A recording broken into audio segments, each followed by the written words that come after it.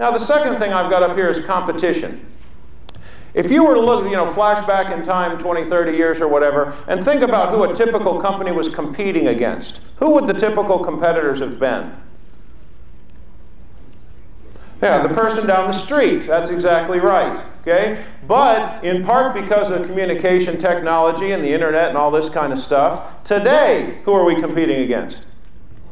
The world, right? You're competing against people all over the world. So we're finding ourselves typically against a smaller number of larger, better capitalized companies that have, they've got a lot of muscle. Okay? If we don't have the processes that enable us to compete, that can be a problem. Okay? Now, customer demands. You tell me.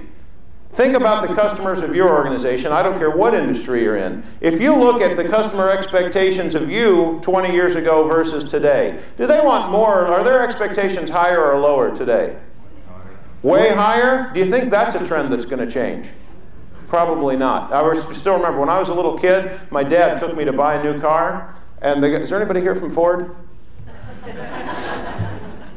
don't know what I would have done if they'd have said yes. Well, then Chrysler, whatever. But he took me to the Ford dealership, and we picked out a car, and we signed all the papers, and as we were driving out, the dealer said, now, over the next couple of months, make a list of everything that's wrong with it, and bring it back in, and we'll fix it all. Okay? Now, how would that fly today? Probably not. Okay? So, customer expectations are on the increase. Do you think that that's a trend that's going to change?